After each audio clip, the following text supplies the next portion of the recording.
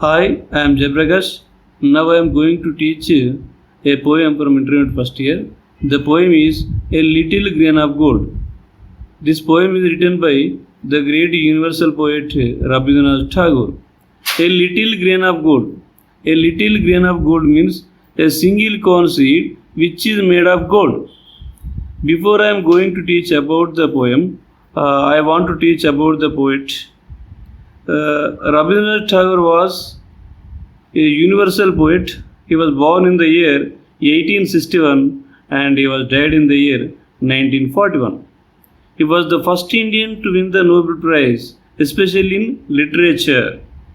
He is a multi-talented person. He is a writer, musician, painter, and educationist. He wrote many of the short stories, poems, moral stories, critical essays, and plays also. Before I am going to teach about the poem, I want to explain some hard words from the poem, because if you learn these hard words, then you can easily understand the gist of the poem. First word, thy. Thy means you are. Thou means you.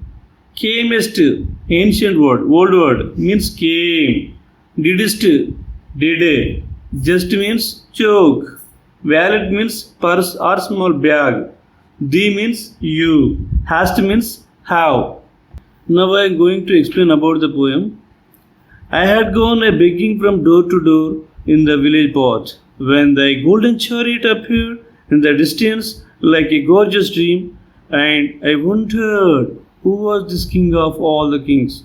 So here I refers to the poet, but here in this poem the poet is a beggar. So, and he is the speaker. The poet is telling one incident which happened in his life. So one day the poet went to a village. There he was begging from door to door. When the golden chariot appeared in the distance like a gorgeous dream, and I wondered who was this king of all kings.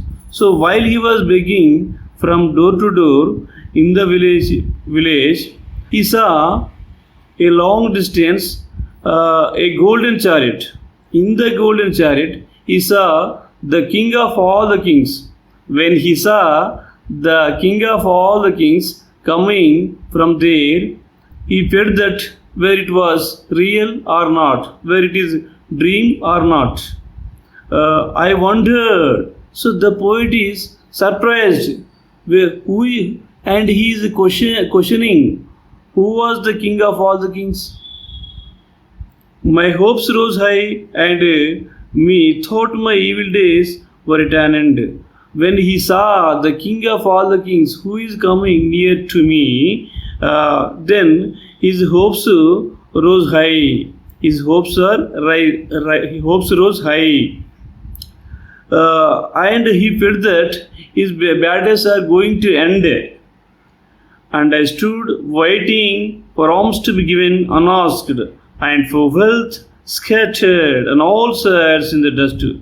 And the poet beggar was standing beside the road. So the beggar was standing beside the road, and he was waiting for the king of all the kings. Why? Because he felt that when the king of all the kings comes near him, he will give something alms to him. So that's why he was waiting for the king of all the kings. Generally, kings give the alms to the beggars. So that's why he was waiting for the arrival of the king of all the kings, standing beside the road. The chariot stopped where I stood. So the king of all the kings came. The chariot came near the king, near the beggar. Thy glance fell on me, and thou camest down with a smile. When the chariot came near the beggar, the king saw the beggar, and he gave a smile, and also he got down from the chariot. I felt that the luck of my life had come at last. Then, by seeing the arrival of the king of all the kings, the beggar thought that, oh, my luck has come, and he thought that his bad days are going to end, because he thought that the king of all the kings would give something to him like gold coins or wealth. So that's why he is feeling very happy by the arrival of the king of all the kings. Then of a sudden thou didst hold out thy right hand and say, what hast thou to give to me? So, but here when the king of all the kings came near the beggar thought and guessed about the alms of the king of all the kings. But instead of giving the alms to the beggar asked the king of all the kings, asked the beggar, what would you give to me? Aha, what a kingly jest was it to open thy palm to a beggar to beg. But when the king of all the kings begged by kneeling in front of the beggar thought that it was a joke, because he was the king of all the kings. He would give wealth or something or coins to anyone, but beggar, no, nothing. So that's why the beggar thought that it was a joke. I was confused and stood undecided. The beggar was undecided and he was confused. He doesn't know what to do. And then from my wallet, I slowly took out the least little grain of corn and gave it to thee. So finally, reluctantly, the beggar gave a single corn seed to the king of all the kings. But how great my surprise when at the day's end I emptied my bag on the floor to find a little grain of gold among the poor heap.